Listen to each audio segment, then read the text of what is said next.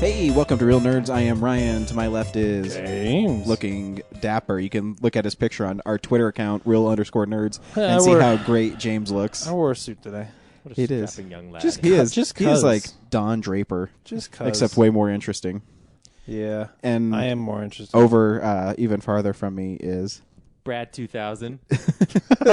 Oh, there's a callback. Yeah. yes. Oh. It would be Andre 3000, but Brad is Brad 2000. So I know. Why does he get a number? I dude, wanna be. well, you need to start using a Schick razor. Is that what it was for? No, it was a Gillette. A Gillette Pro Glide It was a Gillette Pro Glide. with. I use the 5-blade one. I think it works worse than the 4-blade. Do you need 5 blades? No. I was on I mean, I don't understand That's how I shaving buy, anymore at all because I that's- don't do it. But Yeah, that's how I buy my razors. Is what's ever on sale. Yeah. but some don't of you them have to suck. buy a new like razor then? No, I would get disposable because Oh, I don't what? care. Sheesh. I shave like every other day. Oh, I shave once a week, I know. Well, you're. and I only shave my neck and my cheeks. You know, the other day I was working and some dude came into my store and he shaved everything but his neck, so he was actually rocking a neck beard. Dude. It looked great. Mm.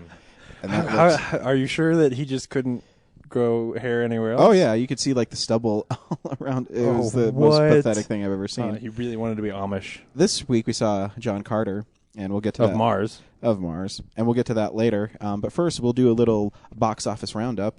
Leading the way with surprising, the industry was tracking them to do to do 50 million. The Lorax did $70.2 million at the box man. office, which is the highest non-sequel computer animated movie that's not Disney or something. It's Yeah. pretty prestigious because it's you know, and in March and for I forget how they worded it on Box Office Mojo, but it was pretty. It did really well. It did really well. It's basically $18,000 per screen or something. A smash hit, as they say. Yes, it already made back its budget in its first week. and It cost $70 million. We gave that movie money. We did, and it was good. No, it wasn't. So yeah, so it made back its budget, and they're saying it might beat John Carter this week. They probably will. Project X was number 2 with $21 million. So it almost doubled its budget And in its first week. Yeah, they're already talking about a sequel. Yeah, they're saying it's really bad though. Project XI. Oh, that was good, Brad. Project X squared. It's 2 times the party. I feel like you would have to just make a different name. so and that then- trailer would be 2 cars crashing into a pool. I don't know. Such an unusual looking remake for a Matthew Broderick movie. Yeah, it is. Where's a chimp that can fly? That's what I want to know. Number 3 was Act of Valor with 13.3 million, which is Do you guys know anybody who's seen that movie? no, but it's probably playing really well to those rednecks down in God damn it. the Well, other veterans. parts. I've heard good things about it. Like I heard the action's really good, but the Yeah. acting is terrible. well, yeah, because it's not actors. Like, well, Yeah. from what I've heard, there's like one actor in it. Yeah, But And yeah, if it's real missions and stuff, like, are you really acting, or is yeah. I guess It's- it was well, originally it's not gonna, real missions. it was it's originally going to be reenactments. shot as like a recruitment video for people to no. join. Yeah, What? and then they Why would they ever expect there to be people to sign up because of a movie like that? That's crazy. just yeah. Safe House, No House is Safe, 7.3 million, which I think is gross something like almost $130 million. It's going to be Denzel Washington's highest grossing movie. Quietly, Man, highest yeah. grossing movie. And then Tyler Perry's Good Deeds with 7 million. I think the some of fifth. that has to do with the fact that there is nothing to see right now. Like Maybe. my Sometimes folks, movies come out at the right time. Yeah, but like my folks earlier today were asking me about, is there anything in theaters that we should see? And I was looking down the list, and I don't know. I don't think that there's really anything that's out that's new. Like, you can still see The Artist, or you can still see Descendants. But as far as stuff that's come out in the last 2 months, that would be sort of family friendly, because obviously Wanderlust we enjoyed, but Yeah, it's hard to recommend for your parents to go see, though. exactly. Hey, Mom, you want to go see a movie where a dude's chasing after people that's cock flapping in the air? Then I got the movie for you. Yeah, That is happened. Wanderlust. Box Office Mojo supplies us with all our box office numbers. So thank you, Box Office Mojo. And I actually really enjoy that site because I always like to go see, and I'll talk about it what we've been watching. I like to see what movies, how much they make and what impact they made, and I think it's kind of interesting. Especially older movies. Like, it's interesting Yeah. to see how much a movie costs that's 10 years old or 20 years old. Well, even if something, they have information on it. like Air America made like $90 million, but adjusted to like $15 movie tickets. Yeah. It's like a $300 million movie. Yeah. It's crazy. Back when people still like going to the movies. Yeah. I like going to the movies. Well, to the theater. I like going to the theater. Yeah, it's fun. We do, but most people don't. Okay. That's why people are watching No, you're more right. movies at home. Yeah. And that's why the DVD market is so important. Speaking of DVDs, this week's DVD roundup, of course, if you go to Digital Bits, you can see all the DVDs that are coming out this week, and they do a great job of putting the pictures on their website, and you can click on those pictures, and it brings you right to Amazon, and you can buy those movies from Amazon, from their website. And if you do that, you actually support the Digital Bits, which I think you should do because it's an independent website, and that's what they make their money off of. So, hey, help out the Digital Bits. They're fun. That was such an excellent promotion. I think I have tears in my eyes. Such a good job. Did you know that they have video games on there now, too? Yep. Can you buy those through Amazon? You can. For 4 cents less than you can buy them at retail. So, Really? yeah. It's Why? $59.96. That's weird. Yeah. Well, so that's like 3 cents because I think they're 50. oh, yeah, 3 cents. Yeah, I guess that'd be 3 Yeah. cents. Duh. Anyways, this week, The Descendants comes out on DVD, which is Oh, no way. which is kind of surprising. Like I because, just said, it's still in theaters. Yeah, because it's still doing pretty well, actually. Yeah. I mean, not like, Partially because I'm of the pretty Oscars. sure it's in the top 10. Yeah, because that's one of those movies that is a, like, sort of mainstream-friendly Oscar Yeah, that movie. might make $100 million. It might already be there. Wow. Yeah. Man. Still don't understand how people talk about that as George Clooney's best performance. Yeah. I mean, good. I love Not him his in best From Dusk Till Dawn. I love him in Up in the Air. Yes, That he's is great his in that. strongest performance. Actually, I might buy a movie on Tuesday, which is The Adventures of Tintin, which comes out on Oh. Blu-ray 3D and Blu-ray. Yes. And I'll then have to pick that the movie Brad's been looking forward to on Blu-ray is Happy Feet 2. You guys are dicks. Also, My Week with Marilyn comes out. Oh, cool. The Three Musketeers in 3D, which I could have saw for free when I was flying to West Virginia, and I chose to watch Friday the 13th, 2009, for the 17th time instead. Because it was on your phone or because it was on the plane? Because it was on my iPod. Oh, okay. I was going to say. Yeah. And also Young Adult comes out. Oh, cool. I think it's a movie you should rent. And, Yeah. And Melancholia also comes out, starring Kiefer Sutherland. And you can see Kirsten Dunst naked in it. For Sutherland. I generally avoid Supporting, Lars von actor. Trier movies. Yeah, maybe like the fifth billed actor. I don't care. Yeah. He's the best one in there. So that was the big ones that came out this week. Nothing else really of note. If you want to see The Last Temptation of Christ on Criterion, you can get that one too. On Criterion? That's weird.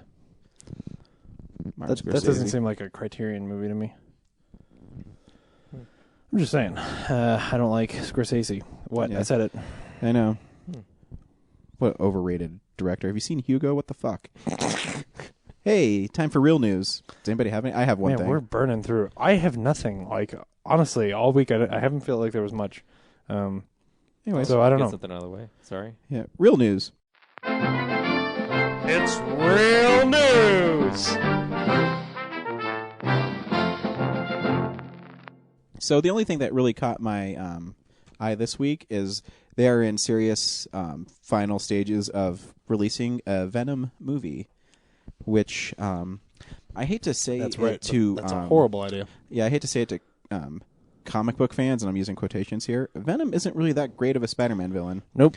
His first story is amazing, where there's a villain called the Sin Eater, and Eddie Brock was a reporter for the Daily Globe, which was a rival newspaper for the Daily Bugle, where Peter Parker works, and he found he pinpointed who he thought this person was. Then when Spider-Man exposed it was a made-up story, Eddie Brock went to the church and was going to kill himself, but he bonded with the symbiote that Spider-Man discarded earlier, and he became Venom, and it became a revenge tale. And what was cool is because it really wasn't said in Spider-Man 3, but because it's a living organism, it had all of Peter Parker's thoughts. So right away, Eddie Brock knew that Spider-Man was Peter Parker. It hit his spider sense, and it did all this stuff. That's why some people are like, how does Venom know this in the movie? But they never really explained it. You Yeah, had it to be a kind of comic book knows fan. how Peter Parker thinks and Yeah. tries to outwit him. So one of the coolest scenes is Venom was harassing Peter Parker's wife, Mary Jane, and so he would sneak into the room, and he'd be like grinning and do all that stuff. But then Peter Parker gave up his black costume. That's why he gave up his black costume, because his wife was too afraid of it. So to make a spin-off movie of Venom that doesn't have that story is, I don't know what they're going to do. Well, what they're doing with Venom in the comics right now is actually pretty cool. Well, yeah, I where mean, they've got this story.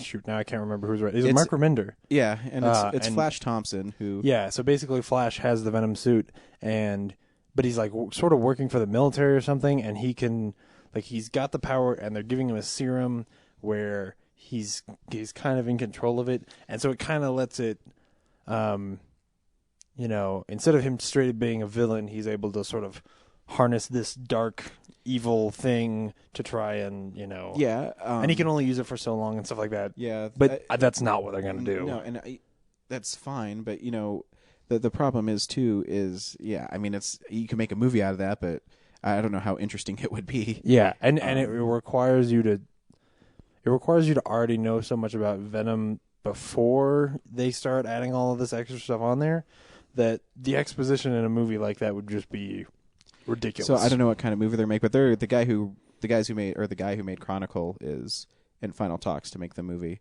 So I don't know.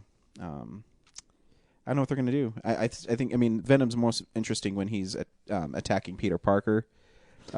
Yeah, like without Spider-Man in that movie, what is it? I guess the only thing they can do is there was a 90s comic called Lethal Protector where Venom was kind of an anti-hero and make him into some kind of Deadpool character. Yeah. That doesn't sound interesting. But actually, that's my least favorite time with Venom, because he would be like in Maximum Carnage, a huge Spider-Man crossover, and he'd be singing songs and trying to be really witty.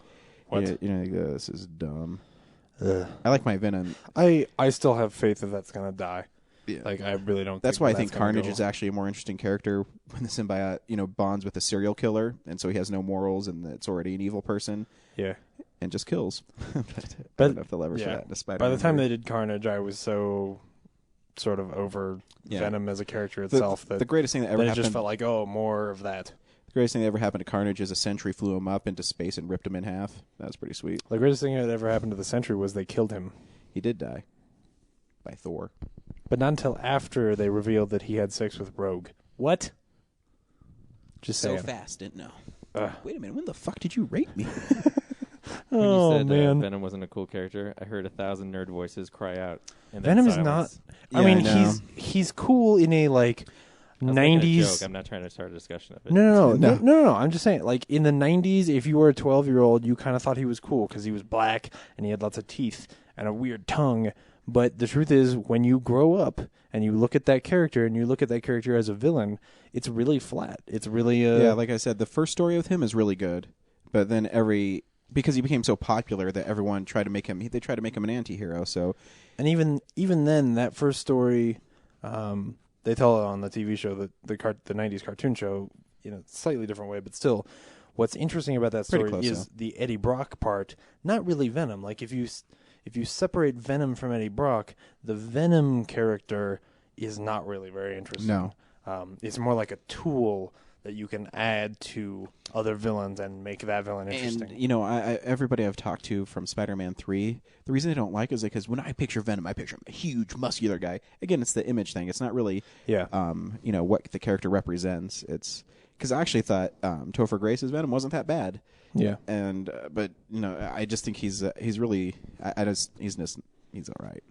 And what, Marvel spin-off character movie has worked so far? I mean, they did. Yeah. They even had Wolverine, and they managed to screw that. And up, Wolverine's a character that has a great history. Yeah, where there's plenty of stuff they could do with that in his own right. Yeah, that just and hopefully we will see a better version of that spin-off movie this year, which starts filming. I think next week next year. But but can you think of anything like any other Marvel spin-off character that's no? If they made a Magneto movie, it'd probably be pretty interesting. But people didn't like Elektra. Yeah, well, and I guess X-Men First Class began as X-Men Origins Magneto. Yeah. So. Yeah. But then they it's realized not the same. They can't just do a Magneto story. Right. Obviously, it's not the same. Yeah. That's what I mean. Like, how are you going to make a Venom story? And Magneto is way more entrenched in comics and has a way better history. Yeah. And because he's sympathetic, so I mean, even though he's crazy and misguided. Thank you. He still has such a backstory that you could make a whole movie on him. Venom is really, he has that one. One-dimensional. Yeah, Oh, he has yeah. that one story with Spider-Man, which is really good. Then after that, it's dumb. So, anyways, that was my real news. James, you got nothing this week? I got nothing. Yeah, it's kind of slow this week. Nothing really exciting happening. Ralph McQuarrie died. Oh yeah, I over guess the if weekend. He's the concept artist for the Star Wars movies. Oh yeah, that's right. The original 4, 5, and 6. Yeah. Inspired a lot of the look and if you the cool visuals we come to love. Speaking Yeah. of which, if you get the Star Wars Blu-ray, you can look at all his designs. There's a great feature on it on all the movies where you can go to concept art and you can click on them and Darth Vader, they have all this drawings and concepts for him and things like that. So if you want to pay respect to him and see his work, how he influenced the series, really get the Blu-rays and check it out because it's not just 5 or 6 pictures; it's hundreds of them. Yeah. And They're it's paintings. And they're great. There's really cool stuff in there that especially that really iconic image of what became Luke fighting Darth Vader, and Luke's got this gas mask on. Like just the design, like sort of the art style of that world is really rich and almost has a certain potential to it that seems even beyond what Star Wars achieved. Like you kind of want somebody to go back to that art and be like, no, I'm gonna grab these little elements that were left out and make that into a movie because that would be really cool speaking too. of Star Wars, I forgot to say there's actually a really interesting piece, and I brought up Topher Grace Oh earlier. yeah. Topher Grace re-edited all the prequels for an 85-minute long movie. And Did you watch it? No, but the people on Slash Film said it's amazing. That's one of the things that I bookmarked that I haven't gotten a chance to watch I yet. can't believe that slipped my mind. And the posters they had on there were really cool. Well, yeah, but those are just the Mondo posters. Yeah. I think they're Mondo posters. But I thought the posters were really cool. Yeah. But yeah, it's kind of interesting, and I that's kind of cool that I want to do that.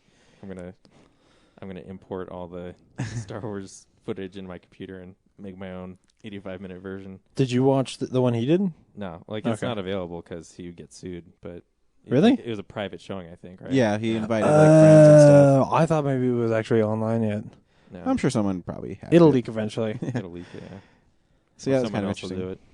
Yeah. But he's a huge Star Wars and Back to the Future fan. I was reading. Yeah.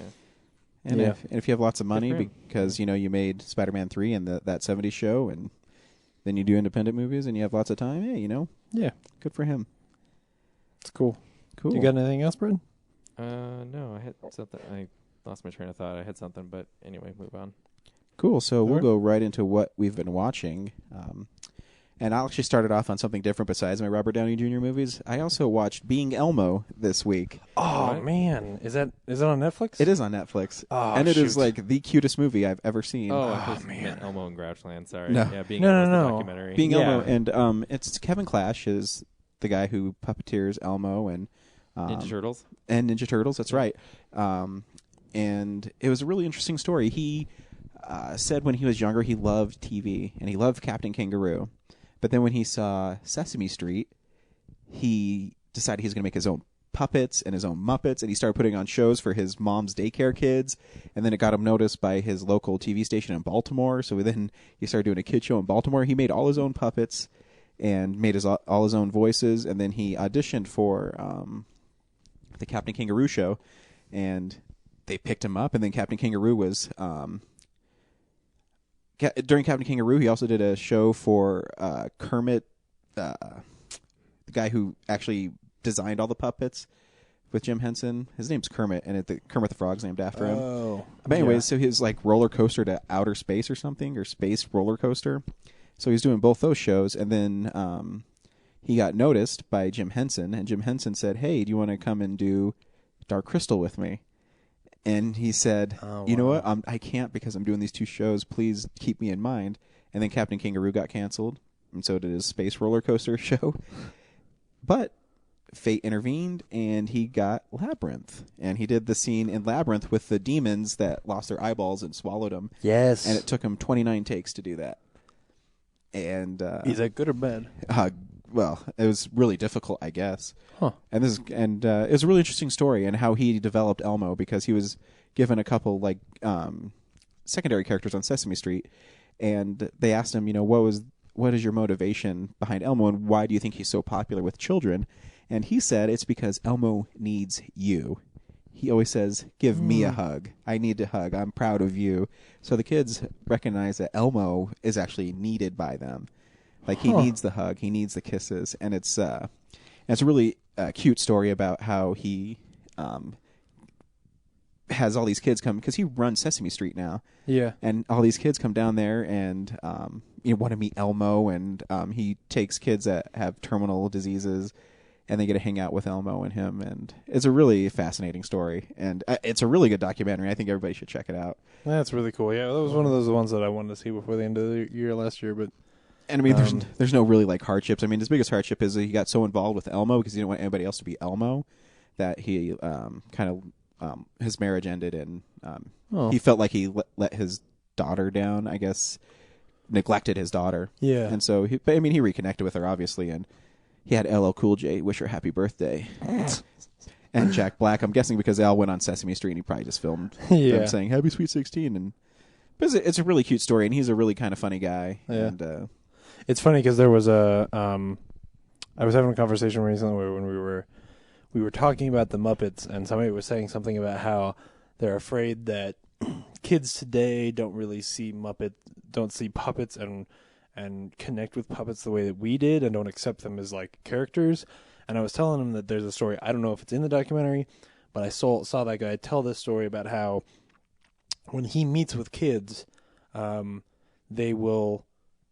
talk to Elmo, and they'll have fun with Elmo, and then when they see him later and he doesn't have Elmo with them, they don't even really connect the two. Like, they see Elmo as a person, and they see him, and they understand that there's a connection. Like, they know Elmo's not real, and they know that he's controlling them, but they don't go back up to him and say, like, hey, get Elmo out, or, like, pretend you're Elmo, or do the Elmo voice. Like, Elmo is the puppet. Yeah. And he is somebody else. Well, yeah, there was a moment there when he was talking to a mentally handicapped child, and the mentally handicapped child says, "Why do you talk and Elmo talks at the same time?" And he says, "Oh, because we're just buddies and we hang out." And so it was hard for the child to understand that, Yeah. And it was kind of interesting. And I mean, he has to have lots of patience and. Man. But it's a pretty touching documentary because I mean, and especially someone who worked that hard to get where he is. The first time he ever did a puppet from Jim Henson he was in the Macy Days Parade, and he was Cookie Monster in one of the parades, and I guess he was the only black puppeteer, and Jim Henson thought that was really interesting because he thought he only appealed to like old white guys. As I see what you're saying. Yeah. It's a really interesting documentary. You should watch it. And I mean, there's no like heart. I mean, it's cute, and but there's no. He slipped into drugs. Yeah, exactly. It's all about him being him a good guy. Yeah. And sometimes you need movies like that. And he's really inspiring how, he helps children and stuff. So I really enjoyed it. That's cool. So you should check it out. It's on Netflix streaming, even before it's on DVD. So you should definitely check it out. Neat. What else did you see? So I saw 4 Robert Downey Jr. movies this week. 4? The first one I watched was Fur, an imaginary tale of Deanne Arbus. Her name is spelled Diane, but it's pronounced Deanne. And they made a deal of it. In real life, she is what? She's like an artist or something? In real life, she was a photographer. Ah, yes, that's right. Who would take pictures of like circus freaks and dark things, nudists, things like that. Mm-hmm. And so this movie was basically they took her biography and they made up this story about how she became who she is, because her husband, played by Ty Burrell in the movie, is a photographer too in real life, or was in real life, and he would film take pictures of ads in the Sears catalog or things like that, where it's housewives modeling irons or whatever they're modeling. And she was always fascinated by people that had disfigurements, and then she finds out that the guy who lives upstairs from her, Robert Downey Jr., has the disease where your hair grows all over your body. I forget what it's called, like lichen something. Lycanthropy? Yes. And so she starts this relationship with him, and she falls in love with him, and he's also dying because his lungs are deteriorating. Because they're full of hair? Yes. No, not really. But the movie is really bizarre. But it was the DP on it was Bill Pope, who did the Spider-Man movies. Oh. I liked it, but I don't know how much I liked it, because it's one of those weird independent movies where, they make it abundantly clear that it's independent. But again, actually Nicole Kidman is really good in it. What was that look for, Brad? Your use of independent is an adjective. I know what he means. I get what he means, but Yeah. that's because No. I know you. And it throws me off a little too, but no, I Yeah. totally know what you mean. No, I'm just saying because they have a feel to them. Yeah. Those Yeah, well, I'm movies. just, And it's thinking obnoxious. as someone listening who doesn't know you, it's just like I don't know what you're describing. Well, if I say a movie is independent, there's an obnoxiousness to it that Well, but like,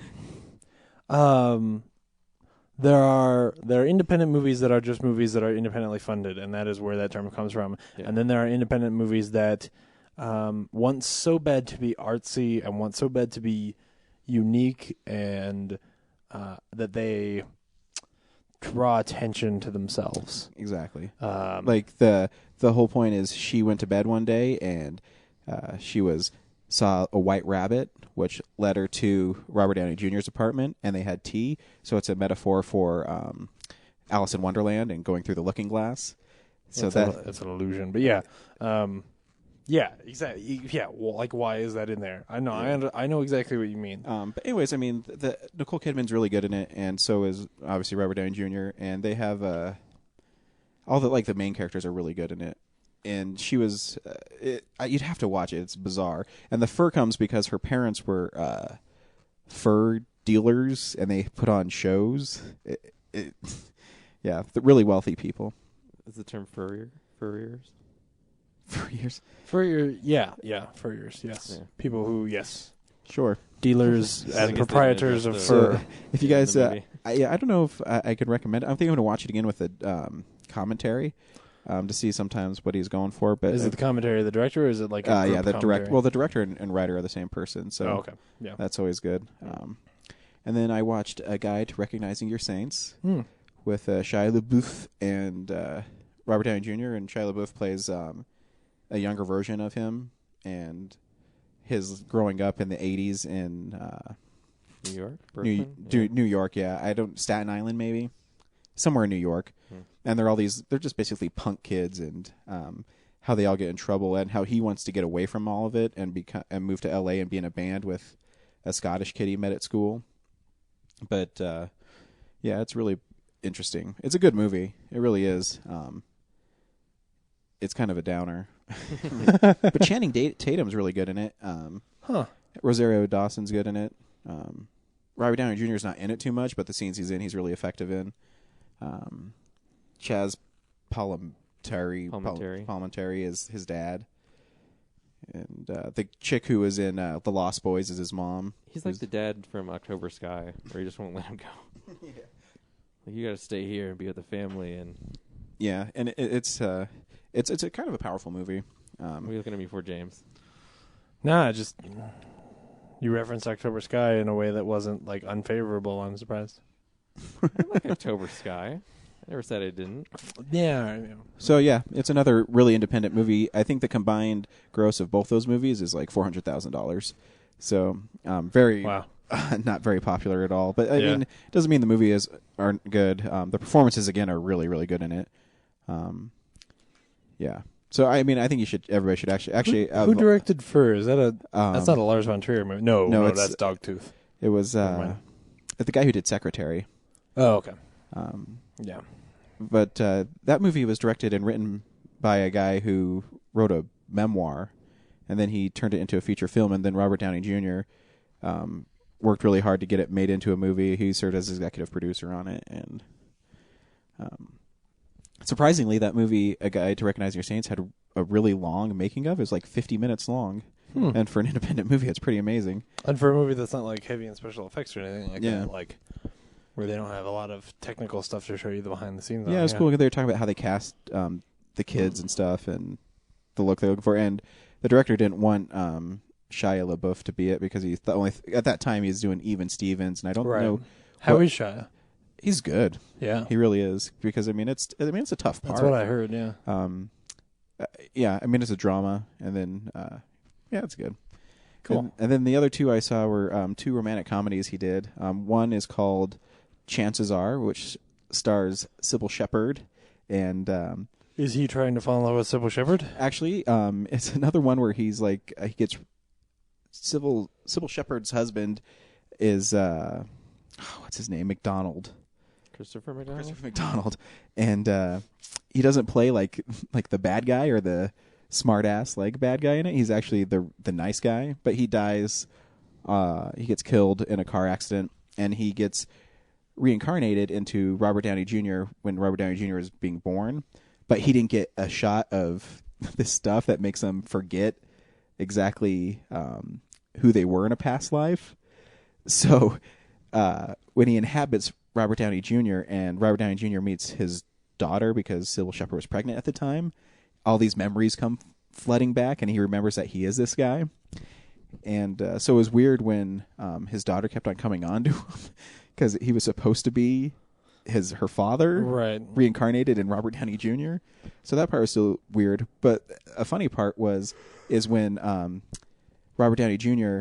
picked up Sybil Shepherd for their date because she fell in love with him again because, it's her old husband. Yeah. Rod Stewart's Forever Young started playing. So there's a Robert Downey Jr. song with my favorite artist playing it. And the movie is actually pretty cute. Again, when Robert Downey Jr. actually inhabits a different actor, he's really good. And Only Used was a movie from 1993 that starred Marissa Tomei as she was. It's another one of those like high concept like romantic comedies from that era where she out on a Ouija board, a name for her soulmate came across, and then when she was about to get married to her husband, a guy called and his name was that name from the Ouija board. So she went all the way to Italy where he was at to find him, to see if she was supposed to marry this guy or if her true soulmate was there. And there's a line in it when Marissa Tomei is talking to her friend, and they're talking about how much they love each other, and Marissa Tomei says, "I would kill a tiger for you." And that's the end of the scene. No, like, waka waka at the end is played dead seriously. Or I would kill a tiger because for of the you. time that we were in India Yeah. fending off tigers. And no backstory, just straight up. So I that would was kill bizarre. Kill a you. tiger. And with then you. Robert Downey Jr. doesn't show up until like 45 minutes into the movie. Is he the guy on the phone? Is he?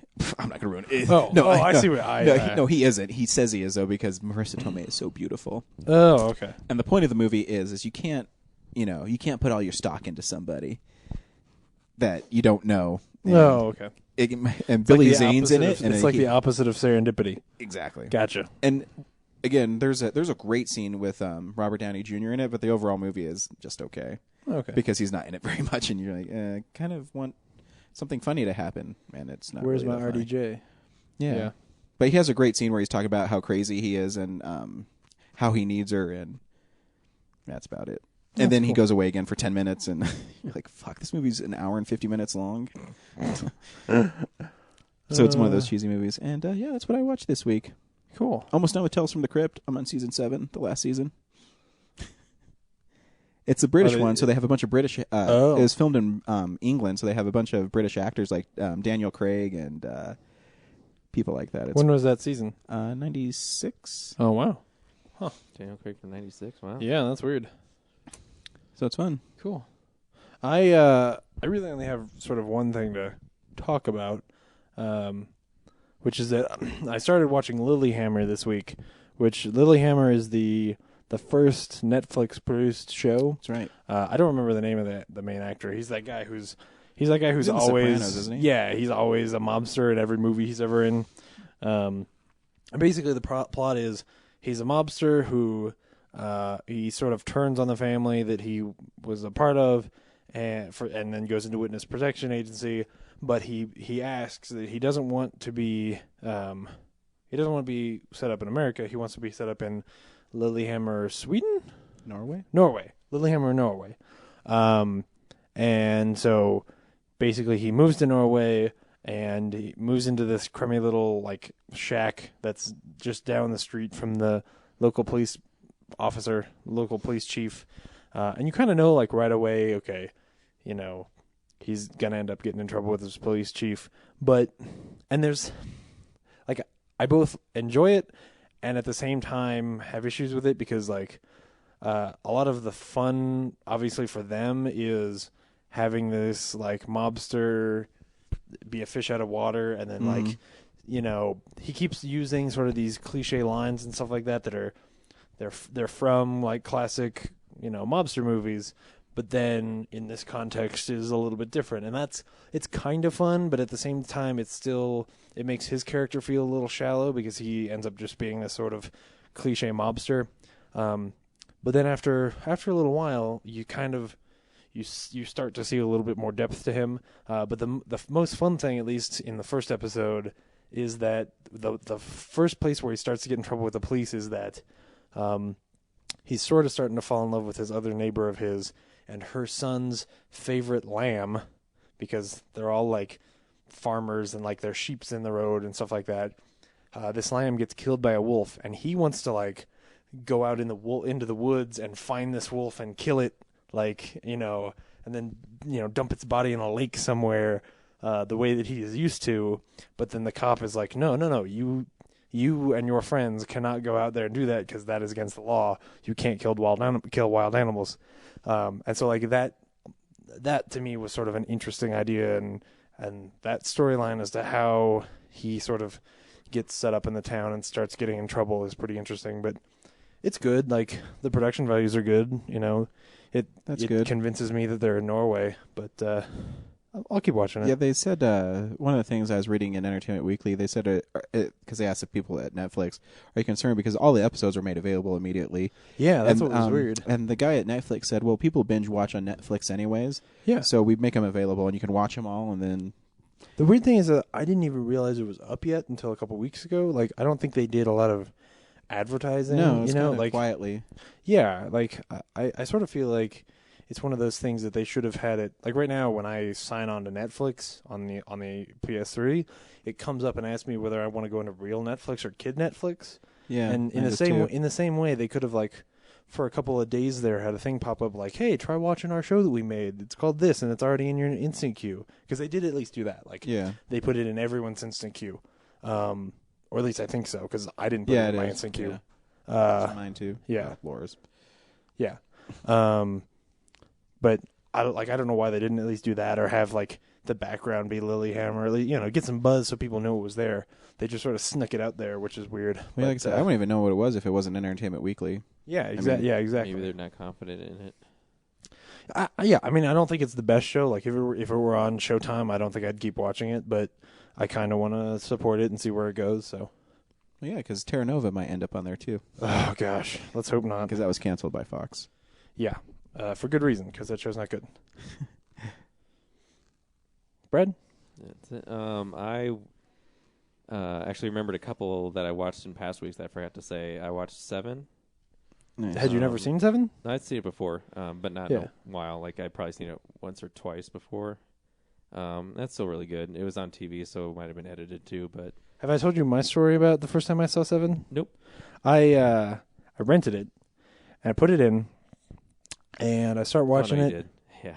Yeah. Keep going. Tell people who haven't heard before. I start watching the movie, and I feel like this is weird. Like, it feels like it really just sort of starts mid-story and like doesn't really catch you up with what's going on or introduce you to anybody, and the murders are already going on, and I'm going like, this is weird. It's sort of artsy though, which I kind of expected anyway. So it's like, okay, whatever. And then like 40 minutes later, the end is happening, and obviously there's this whole thing with Gwyneth Paltrow at the end of the movie. But at that point, I had not seen Gwyneth Paltrow. Like, Gwyneth Paltrow had not been in the movie. So I didn't know why I was supposed to care about Gwyneth Paltrow. And what I found out was that movie, that version of it on DVD, was stretched out. It was a double-sided DVD, and they had put half of the movie on one side and half of the movie on the other. I don't know why. The movie's not that long if they can't put it on a DVD, but they had done that. Because they kept the video quality high by keeping the file too big for one side. So, yeah. I mean, it's probably long anyway. But I think because I rented it, there wasn't anything that like telegrammed that to me.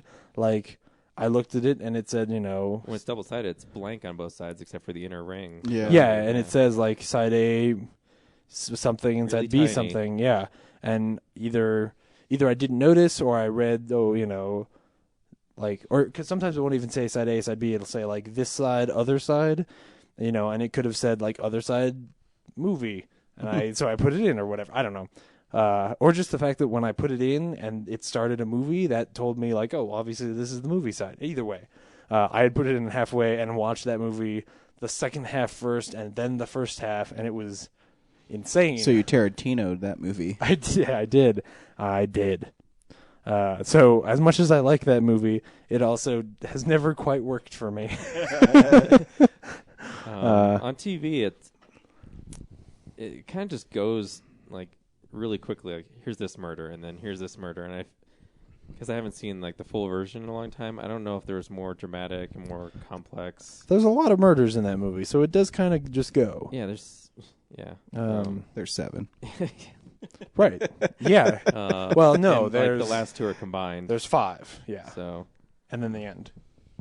But yeah, like it's just kind of like there's this, and there might be one scene of Brad Pitt and Morgan Freeman having some discussion, and then it goes to the next murder, and like I feel like it's really rushed. And I feel like the first time I watched it on just DVD, it was more dramatic and had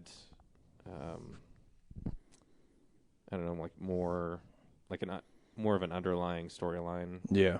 Remember, things are edited for TV for time. Oh, for sure. I think there's more to the whole Morgan Freeman retiring and Brad Pitt taking over his job. 2 days to retirement. retirement. It's kind of rushed through in the TV version, so. And it's still like it just kind of made it seem shallow watching on TV. I put that movie in the same camp as like The Usual Suspects and Sixth Sense, where like they're great movies and I love them and they're wonderful, but the twist is so important that then, like, rewatching that movie, it loses a little something, and yeah, because it does. It sort of those movies kind of tend to rush through things and try to get you to the end, and especially 7. Like I've always kind of felt that way about that movie. Yeah, and then the one where the prostitute gets killed, like because they have to take much out of that scene.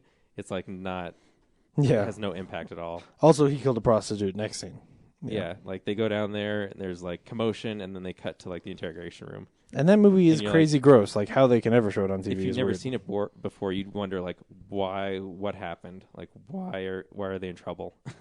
Like that's right. Yeah, because they can't show anything. So it's like they just kind of allude to like she's dead, and you don't know like what the horrific thing happened. Yeah. So, and then I watched Cyrus. Which was, like I was hoping it would be one of those independent movies that's actually surprisingly like incredibly funny, but it was just kind of so and creepy. Yeah, what movie did those guys just make? Oh, they're making Jeff Who Lives at Home. Yeah, I mean it wasn't bad, but it was just like you kind of expected. Like it's weird, and Jonah Hill's character is really weird, but I kind of expected more. Me laughing out loud more. But it was just kind of watching these two people just kind of fight each other in a cerebral way. What is the name of those guys, the writers, directors guys? Duplass. Yes, brothers. Yeah, the Duplass brothers. They like it. It feels more like they're trying to make things. Like, yeah, but it's also they focus on sort of trying to make things awkward and uncomfortable for the audience more than just like having things be funny. Yeah, you know, they don't necessarily let you like people and things like that. Yeah. At least that's how Observe and Report is. Yeah, it's true. Yeah. And then I watched. I've been watching The Office, which I know you guys haven't, but I think it's still pretty funny. And the whole Florida storyline was great. Cool. So, The Walking Dead was good this week. Oh, that's what we need to talk about. Did you watch it? Yeah, I watched this week. I don't know if I like this week's episode. I like the week before that, but this. Well, it's one of those things that, like, part of why this is so. We are totally about to spoil this. Part of why this is so good is that if any of the characters in the show were gonna be safe, it was Dale, and then they killed Dale. Like, yeah, I disagree. I did not expect that at all. IGN said it was a weak episode, but I actually disagree with some of the things they were saying. One was the whole Carl story, and I actually thought the Carl story was interesting because I don't think the guy who was reviewing on IGN got it. He said that Carl was being stupid with the walker that was stuck in the mud. And I actually thought that he was feeling empowered because he had the gun. Yeah. And he realized that Walker couldn't do anything. And then when he was confronted with the chance to shoot it, he couldn't do it. I thought it was really interesting. And I love the little scene that Rick had with him. And he says, "Don't talk, think." Yeah. And it was great. I think it directs itself towards one of the issues that I've had with the show, which hasn't been a big deal. But the truth is, I've never felt like Carl is a great character. I think he has been an excuse more often than a character. And as a result, like giving him this little thing where suddenly he has a chip on his shoulder, like he has a history. There's some grief, or let's hope there's some grief and some depth there now. That to me is really interesting. To lose a great character to hopefully gain a better Carl, like a more interesting Carl, is totally worth it to me. Mm-hmm. And that, because basically that whole scene where he finds the walker and you think at first he's going to shoot it, and then he just sort of toys with it. It is like it's a little kid playing with a grasshopper he caught and pulling its legs off. It's that same kind of thing where he's not just being stupid, like he's being arrogant. Yeah, because he lives in a world where he grew. Well, I guess he grew up really fast in the world when he kind of takes those things for granted. Yeah, exactly. And so that whole scene, and then to have that zombie come and kill. You know what I told Laura Dale. when that happened? That's like a Spider-Man moment where he let that zombie go and it came back to get him. Yeah, and the way Dale died was different for a zombie movie where he got his guts ripped out. Yeah. Yeah, that was because crazy. usually they get bit and turned, but that was pretty. But interesting. we've hardly seen anybody get turned. Well, they tore apart that one guy in the town. The guy got his face bitten off. Like they tore him to shreds. Like we've seen them do that before. Yeah. Dale just didn't get the whole full effect of it. Yeah, exactly. So. But it was weird to see like his. Yeah, I don't know. I still thought it was sort of. Well, I mean, in so much like the zombies will always bite, and you usually see them, bite and rip things off, and you don't see them being fought with and them just tearing apart someone's guts. You do, but it's shot in a different way. I thought, anyways. Yeah, I thought it was a great episode. I really did. I think that show is getting better each week, and building to something that's going to be cool. I agree. What do we have? 2 more episodes? 2 more episodes. And then Mad Men starts again. Don't give a shit. Oh, it's going to be great. James and I'll talk about it, and you can go off. Cool. Yeah. I'll go off and jerk it, and then I'll come back. Thinking of my favorite character from Mad Men, January Jones. I also watched the Comic Book Man. No. Oh, yeah, Comic Book Man this week. Comic Book Man was funny. Which I think also gets better every week. And yeah, I'm going to be sad when it's gone forever after. Yeah. They say for sure it's not going to come back. Well, watching the Tell 'em Steve episode, it sounds like they don't want to do another. Well, yeah, I know they. I mean, Kevin really had to talk Walt into doing it. Yeah, so I can see that. But even if it were just the 6, I think it's been fun. But I love him and tell him I want him to come back. But. Yeah, Ming trying to sell that. Oh my god! And how pissed Walt was getting. Yeah. Ugly nerds sell to ugly fat nerds, but not beautiful chicks. But what I thought was shocking was that when that chick rolled in there and bought giant-size X-Men and the first appearance of Wolverine, dropping $1,600 on comics for a chick, that was amazing. The dude's lucky. Yeah. Was this the week where the guy where the woman brought in the box that was like $500,000? I think so, yeah. Yeah. Where she brought in the box that was like her father's, but she also read them and they were every important issue. Every important issue of like Fantastic especially the Marvel issues, stuff, were all in there. And it was just like, holy crap, you have Walt never even said that number to her. Like he would say like, this is worth a lot, this could be worth this. But then it was just to us that he said like she walked in here with $500,000 worth of comics, and I was like, holy shit. That's insane. Yeah, he also bought that original art, which is really cool looking. Yeah. For himself. And I love seeing, because I get like that, like when I saw that Amazing Spider-Man 23, and I wanted it so bad. You're weak in the knees. Yeah, and then I'm like, I don't know if I should spend that money. But then the next day, I happened to get tipped so much money on that delivery, I went right to the comic store and got it. Because, it's hard when it's your own money to drop that much. But when somebody suddenly gifts you a whole bunch of money, like, I have to do whatever. This. And because, I get that way every once in a while. Yeah, and it was cool to see Walt do that. Yeah. Especially because he is such a sort of flat guy. Yeah. That to then see him get really geeky over something like that is cool. What superheroes did they say they would have dinner with? Or their little podcast they do is pretty funny too. Oh yeah. That's always good. Darn it, I can't remember, but Ming's was really stupid. Was it Ming's or no? Maybe it was Brian's was really dumb. I don't remember. Oh. They're like superpowers, or who they? What superhero they would team up with? I don't. Now I sound like an idiot, but Yeah, I it don't was remember. funny. Was it the one where Brian said that the thing he would pick was a car? Oh yeah, it was the car. It was like- Yeah. yeah, No, that was good because Brian doesn't have a car. yeah. That's what's sort of fun about him. And I think it's funny. It's like, wait what a do you second. do here? And he's always on his iPad. I don't know what he does there. He doesn't do What's anything. his job? He What doesn't does he have do- one. What does he do in real life? He Live with his lives with parents? his Yeah. Really? Yeah. Yup. Wow, that's pathetic. Yup. He knows. He's it. also like depressive and suicidal. So Mhm. He partially because he doesn't have a job and he's 40 and lives with his parents. he was taking depression meds, and they ate away the wall of his stomach lining, and he was slowly bleeding to death and didn't know it. Yeah. So when he got lethargic and even more depressed, he finally went to the hospital, and the doctors are like, you have like a third of the amount of blood you're supposed to have in your body right now. Yeah, it And was bad. We're amazed you're even alive. Yeah. Wow, Yeah. Depression meds. Don't take them. totally. Kill yourself. No. That's not what I mean. So Anyway, Brad, what else did you see? That was it? That was it. so this week we saw John Carter. Brad, should people go see John Carter? You have to No. talk. People can't see you. You can say no, Brad. I don't think so, no. James, should people go see John Carter? Yeah, I think you should. I think it's a pretty fun sort of adventure movie. James, I agree with you. I thought the movie was pretty awesome. Dude, I was really afraid you were gonna hate it.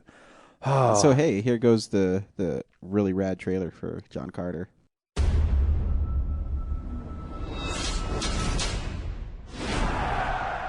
Who is that? Our world is under attack, John Carter. That don't look like a fair fight. And Earth is next. Will you stay, fight for us? Get on.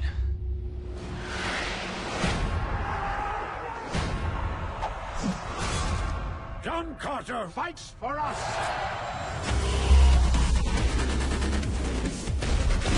Soon we will seal the fate of this world. This might get dangerous. I did not cause this, but I will end it! Nothing will stand in our way. Let's see what he's capable of.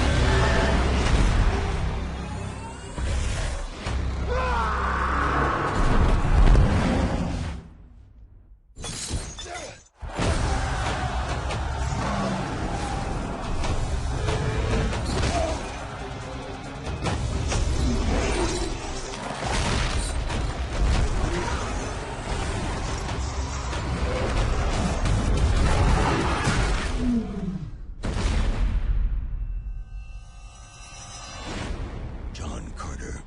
In theaters in IMAX 3D, March 9th. Actually, it's not a really red trailer because they did a No. horrible job advertising this movie. They did.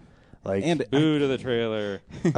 yeah. and the movie's Which is what rated. the end credits said is boo to the marketing. Oh yeah, yeah. Because even the end credits, like, there's never a title scene Here's until the logo we started with, and here's the title we started with. yeah. It actually kind of does feel like Andrew Stanton, like, look, you want to change the title of this movie, you want to change all the advertising and all that, fine, but don't touch the movie. I'm not going to put a title screen in. I'll put the title screen in at the end. It'll say John Carter of Mars, and that's the deal we're going to strike.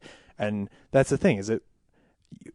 Calling it John Carter of Mars makes sense. You learn who that is, and then it feels like a title. I was talking to somebody the other day and about this whole issue, and they said, yeah, when I see trailers for John Carter, I think, who the hell is John Carter? Like, if you put something interesting in there, like John Carter of Mars, you realize, like, oh, okay, it's a sci-fi sort of fantasy thing, and the main character is called John Carter. That's all you need to know. Like, why they... Maybe It's if I watch just the horrible. movie, I'll find out why a guy with a generic name is on a fantasy planet. Yeah. yeah. but Yeah, I think it's really fun. Like, I think you so don't, too. You don't see adventure movies like this, and that's really what this is. Like, you can't come to this looking for some, like, super humanistic story or like serious drama or even like a plot heavy sci-fi movie.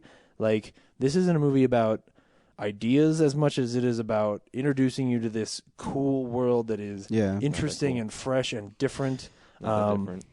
How is it not different? I told Ryan during the end credits, it's like, okay, we want to make a movie that blends Prince of Persia and Attack of the Clones, and what was the third one I said? I don't know. I don't remember. But here's the thing. All of Star Wars is based on these Burroughs novels. Like the production design of a book with no pictures? Yes. That's no, yes it is because he designed I thought people like interpreted words differently and like used their own imaginations to No, create no. new stuff. Like No. they should all be different. I was talking to Mick about this after the movie, and he was talking about how one of the like this movie was originally going to be made by the team that made Sky Captain and the World of Tomorrow, and the design team on that, like one of the first things they had to do was that the what are they called, the Thank or the Thark, the Thark, which are like they're the most alien of the alien. Like everybody else looks human. Even though like they're supposed to be sort of red, their skin's supposed to be red, but the Thark look like aliens. And in the book, they're described as like their tusks are actually in their mouth and they have antenna and stuff like that. Like he gives you all this detail that is like that kind of world building is what early science fiction was. It's in the same vein as like Dune, where it's more about introducing you to this world and all these politics and all that than really about like strong plots and like, you know, an action scene every 10 pages and all of this stuff that like movies over the last 10 years have trained us to expect. The truth is, this movie for a lot of people is going to be long-winded and slow, and there's going to be silly stuff in it. Brad almost fell asleep. I was looking over at him. I was going to rock his chair back. He really falls quick. asleep in almost every movie. I wasn't falling asleep. The I was only just guy I know who uninterested falls in what's asleep going in on. movies as much as Brad is my dad. But what I actually like the movie is it was fun. I don't. Sometimes I miss movies that are fun. Yeah, and you know, the scenes where he kept on breaking out of the soldiers with Bryan Cranston. What was his? What was his name? Powell. Yes. Yeah, he kept on breaking out, and they finally had to lock him up, which was, you know, kind of foreshadowing what would happen with him on Mars, where but he got superpowers on that, and that part I actually really liked too, when he used them to save the Princess Deja. Yeah. When he was jumping from ship to ship and kicking ass. And that's part of the other thing is that I kind of was I knew that he was going to be able to jump really high based on the trailers. And that's one of those things that can come across as very silly, like especially in the first Hulk really movie. quick. Yeah, no, I don't know that that's true. There's a pretty long montage where he has a hard time walking. Like, No, it's like a minute. but it's cut together. Like they're trying to communicate. Like try and work with the movie. Did you want Brad. it to take longer? Like, yeah. Did you want there to be 20 minutes of him learning to walk? Like, I didn't want 20 minutes, but I mean, you can condense it with like a montage of him a trying to montage walk? of him trying to It's walk. like in the same day, I honestly, you at this know? point, I feel like you He wanted goes from, to hate this and movie. the jumping is like a couple feet. Like he goes from a couple feet to like Oh no, I see what you're saying. 300 Yeah, feet yeah, in the yeah. air out of you know. Yeah. Well, but that's kind of his superpower. Like basically, remember, he's given he- one he- superpower, and that's that He learned he's it after he threw that rock. a little extra strong. and he realized maybe I could fly. Anyway, go Yeah. on. And he, man, gosh, Yeah, I know. Wow, that was full of hate. That gosh, was man, hate. yeah. Like I can't understand. Like I don't think there's anything wrong with this movie. Like, I will say the movie looks spectacular. There's, Yeah. I mean, there's parts where it looks a little goofy, but yeah, well, I mean, it comes from any time that you have this much CG in a movie. When everything is fake, everything looks fake. Yeah. You know, like it's hard. But there are also times where CG characters will interact with things that are real. That then it looks really good. Yeah. And I'm sure that there's some of that must be practical. There was one shot in particular where they're on a boat, and one of the CG characters reaches out and slows the boat down by pressing her oar up against the brick wall or the rock wall, and I was like, "Holy crap, that's a real oar!" And I think it probably was. Oh, yeah. But it was seamless between the real oar and the CG there.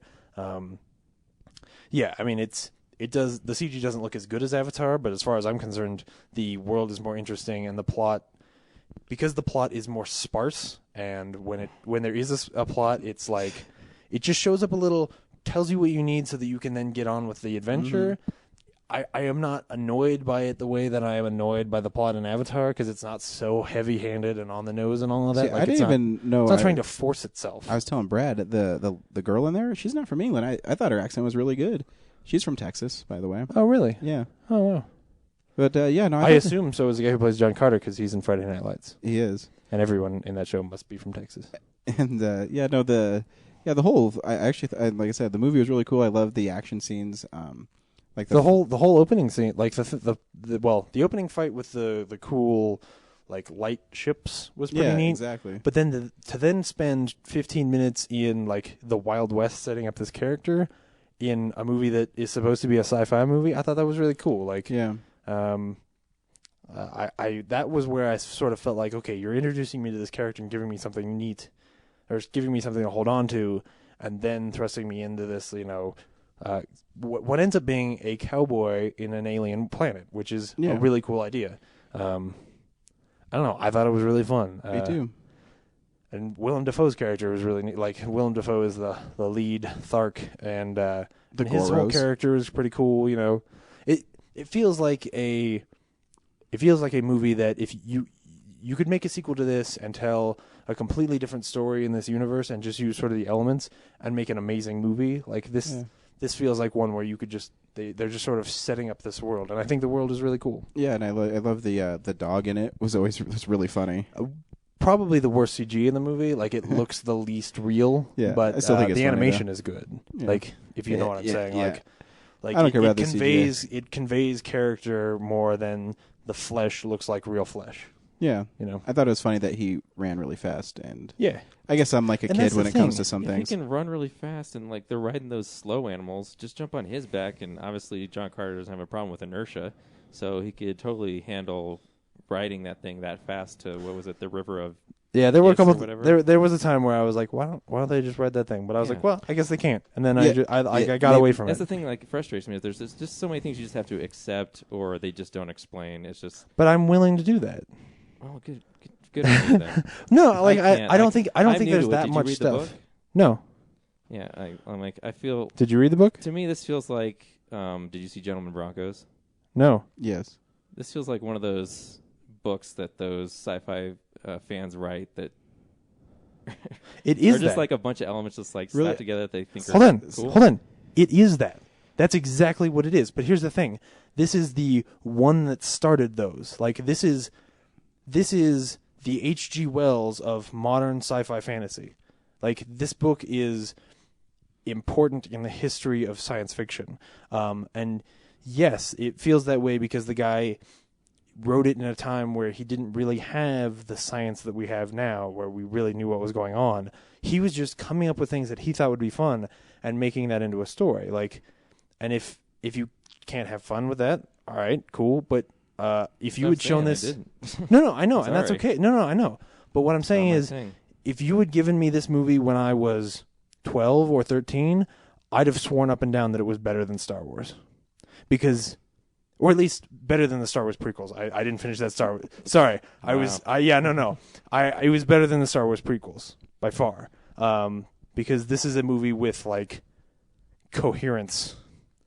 You know, like there's actually something there, and it's interesting, and it doesn't feel hindered by all of this bullshit. Like, it's just there to be fun, and I can live there too.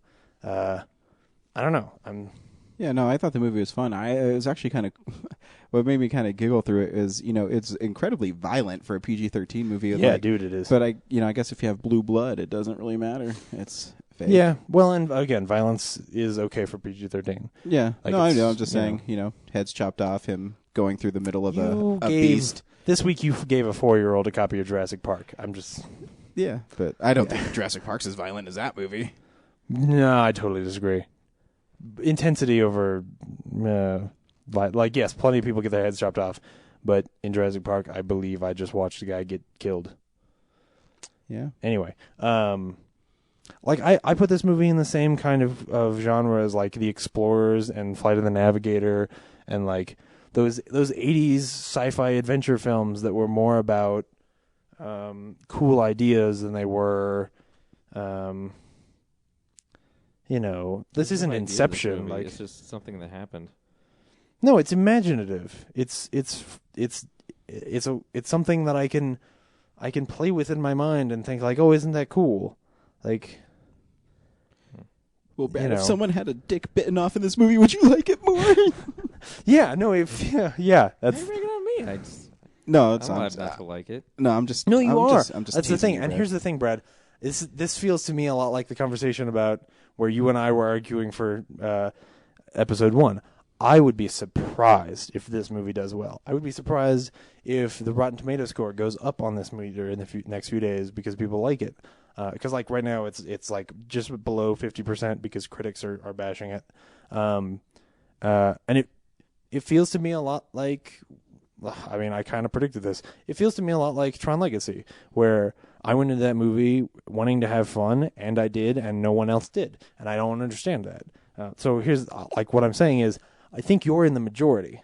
Like, I kind of feel like I'm going to be that guy that fights for this movie and you know, a year from now rewatches it and goes, oh, man, John Carter was so much fun. And everyone is going to laugh at me. That's just, I don't know. It's No, that's. I mean, I don't that's- think it's not a modern Another thing I movie. Like, it's like you're going to this fantasy world, and there's like so many things that are still grounded in like Earth terms. Like, you know, the big central thing about this movie is like there's a marriage, and like Yeah. it's called a marriage, and like, you know, there's a creature that's basically like got every attribute of a dog except for exactly how it looks. Yeah. You know, it's just like they couldn't like go that extra step to just make it even more. Well, it's the same Different, reason you why know. it's the same reason why the Na'vi have breasts. Like, it's a movie for people. Or like Star you Wars. have to yeah, like there's plenty of stuff in Star Wars that is There's some actually like really varied creatures, and also like there's only apparently 3 different types of creatures on Mars. the Like movie in Star Wars, there's just a vast, like it feels really inhabited. This one just feels like, you know. Well, there's for only- one thing, part of the story of the planet is Is that it's it- not it's very only- inhabited. yeah, but Yeah. I mean, well, okay, and they Yeah. all really. it used to be, Yeah. like, Right, when there was exactly. water on Yeah, it. Then yeah, when yeah. the water And- went away. And But the thing is that it's telling it's got a lot of stuff that it has to tell you Yeah. while at the same time trying to be a fun movie. It's like, And so let's I tell don't. Edgar They Wright can't. Burroughs' story. They John can't get Carter. everything into it. Yeah. Yeah, this story is way too big for what's already a long movie. And I totally agree. But here's the thing: what I would have wanted this movie to be would be like a trilogy of films that is allowed to breathe the way that the Lord of the Rings breathe, because that's kind of what they're doing. Like, in a lot of ways, this is the Lord of the Rings if they had made 5 Lord of the Rings movies into one film. They're trying to pull off a lot here, and so you know, I can certainly forgive it for not having enough creative creatures in it. When at the same time, I think that the Thark are really creative, cool-looking aliens, and their culture and stuff like that I was interested in and fascinated by the way that certain things were working and the way that certain elements that are human elements, things that we see on Earth but are mixed up in different ways. I was fascinated by that just as much as I would be fascinated by like a flashy, you know, oh, here's a monster and it kind of looks like a giraffe but a lizard. I don't know. I don't think that. I mean, I see what you're saying. Like, it does feel sparse and not quite a lived-in world enough. like everything's tribal. Like there's no real diversity to this alien planet. Like it seems like all the Thermians.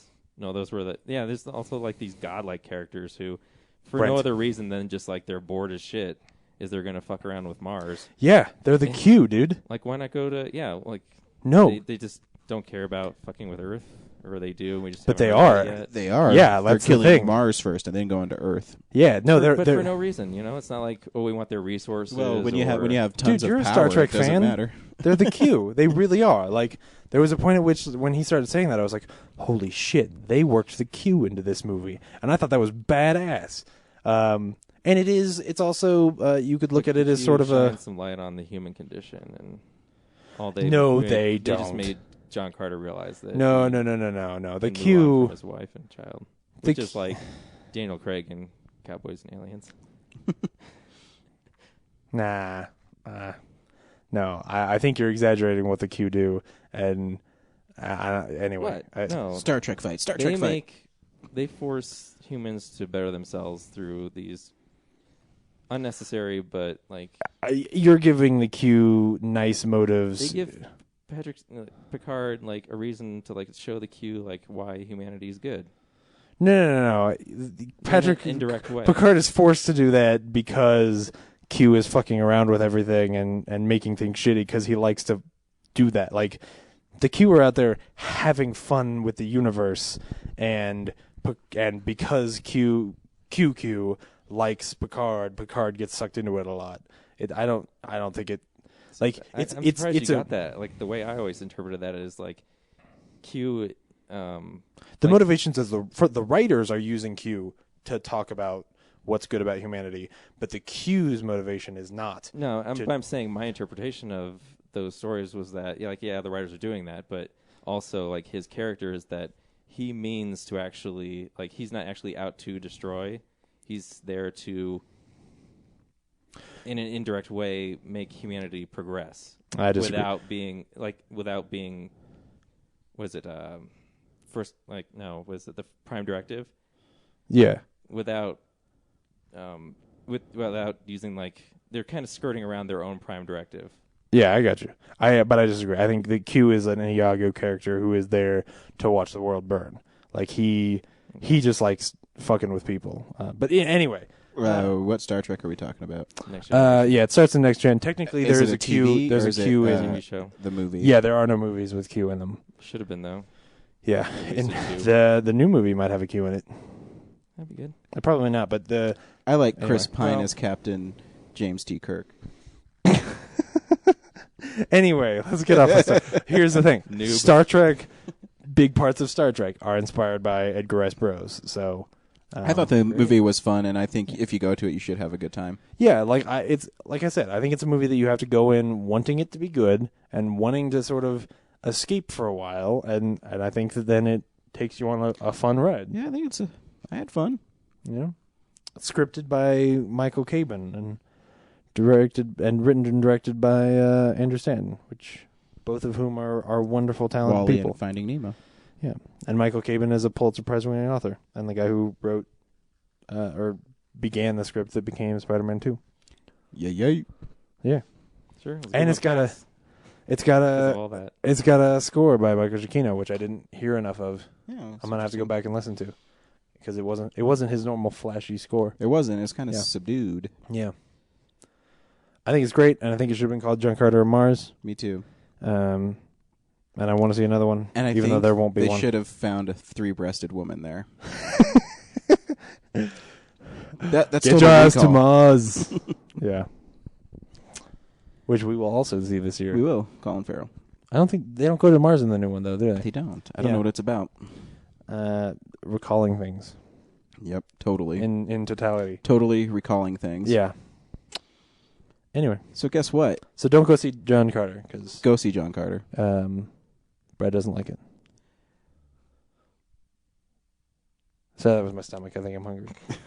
I was waiting for Brad to respond. He didn't say anything. Respond to what? Your fart or? No, that wasn't. That was a intestinal gas movage. No, because James said see it, but then he said don't see it because Brad said. No, I definitely see think it. people should see it. I just think So that I was waiting for the fire back. If this was a debate, I don't know. No, who every would- time I do, you just say it's great. Don't listen to Brad. So I'm just. I think I gonna had shut plenty of arguments. I don't think Brad's really listening to James. What? Because I don't think I s- James said that don't listen to Brad. It's great. I never said don't listen to Brad. No, like I keep saying, I think that I'm most just people are going to feel the way poking Brad the says. bear. I'm poking the sleeping bear right now. I'll stab both of you. I'm trying to get some rise out of Brad. Brad's all Well, I'm sure some all people relaxed. like it. I mean, but yeah, you definitely have to leave some. You can't you gotta leave something behind. Like you can't go in like I did. Like why is that like that? And why is No, that yeah, doesn't make sense. It And requires a you suspension kind of escape disbelief. and Yeah, just kind of let your mind go. Yeah, sometimes But you I can't. feel like it's a mess, and I guess an outsider. I don't- I I- can't connect with it. I don't think it's a mess. I don't like. There's so much. I don't stuff think that going the on editing. I don't think. Yeah, and but the they. dialogue is terrible. That's my opinion. That's I never noticed that. I don't know. I liked it, and since it's my show, you should listen to me. There we go. Brad, Um, Ryan, where can people find us? They can find us on Twitter, real_nerds.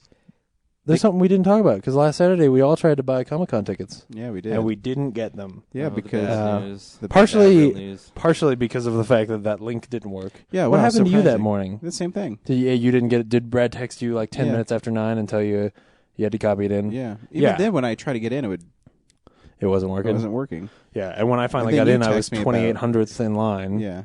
Yeah. Like I said the night before, I said it's going to have a problem written all over it Yeah, I was afraid. because they are dumb, and it's hard to get Friday and Friday and Saturday because you can if you go 1 year, you can buy them for the next year while you're there. Yeah. So, But and that's the thing is that I got down to 800 I think or maybe you were at 800. I was there to buy tickets, and by that time, Friday and Saturday were gone. So No, that's what I mean. Friday and Saturday sold out at what point? Like when you were at 400, I was at 8, something like that. Yeah. But basically in 45 minutes they sold out of Comic-Con tickets, which is insane. yeah. yeah. But and you a can shame. you can find us at the Denver Comic Con this June. We will Yeah, have we'll a the better booth. one. Yeah, we Yeah. will have a booth. Have a booth. We'll And be that- giving that stuff is away. June 15th through the 16th. Maybe some comics, maybe some movies. Yeah, so you have to listen to our podcast. I might We bring will some have- comics. That would be cool. Yeah, we'll have special giveaways Yeah. for it by listening to our podcast and entering into the contest. And you can enter at the contest we have to figure out what the contest is first. But you can like us on Facebook, and then when you like us on Facebook, then you'll get first access to the news of the contest you can win. And we also we didn't really discuss the Starfest, but I want to do something for that too. So Oh, cool. I texted you guys about Friday, but Yeah, I haven't bought Starfest tickets yet. You bought the Denver one then? I bought the whole weekend for Denver Yeah, I Comic bought Con. though. mine. Did you? No, I'll do that. I mean, I should have bought a T-shirt. I'm hoping that they'll sell them there too. Yeah, they do. I'm sure they will. Yeah, so it'll be fun. But Starfest, yeah. I think we should go Friday at least. I kind of We think don't so have a too. booth for nothing, but Or wait, why Friday, not Saturday? because it's cheaper and unless you want to see guests. Oh, I got you. And Sunday's just for throwaway. Yeah, I'll have to look it up and make sure I get that day off because Yeah, there's guests on Friday and Saturday, but Friday's cheaper. And what 'cause day it's is it only like again? A half day. Tell people what day we're going there. It's in April. I think it's April 20th. for Starfest or Comic Con. Starfest. Yeah, Comic Con is in June. Yeah. So so you can like us on Facebook, Real Nerds Podcast. You can download our podcast on iTunes. You can also listen to it streaming on our Tumblr page, which is realnerds.tumblr.com. You can email us directly at realnerds@gmail.com. And we also have a comment section. Yes, that Brad put up. Yeah, Oh wait, I said that on the last podcast. You did. didn't I? Sorry. but it's But I'm still giving- worth, I'm giving it's you still worth credit again. repeating because it's not Yes. easy to do because Tumblr doesn't let you just add comments. So make sure you check us out. We love to hear from you. And the Twitter, there's you can catch our tweets somewhere. Yeah. I said that at the beginning. Oh, did you? I did. Oh, okay. That's when I interrupted you. Yeah, when you interrupted me. My show, and I'm getting interrupted. what are we sorry. seeing next week, Ryan? We are seeing 21 Jump Street for sure, and then I am also going to see Casa de Mi Padre, which I hope James will be able to join us for. Hopefully. Yeah. But And hopefully somewhere in the next week we'll get to see Jeff Who Lives at Home. yep, and At I'm least one probably of us. going to go see Silent House sometime this week. Oh, cool. I like horror movies, I won't so- go because Not it'll. Brad though, because he's. I won't sleep for weeks. Did you want to go see it? I was. You kind of jumped ahead. I was going to do Casa de Mi Padre. Oh. Anyway. So yeah, we'll see you next week, or you'll hear us next week. Yeah. Bye. Bye. Brad's wrong.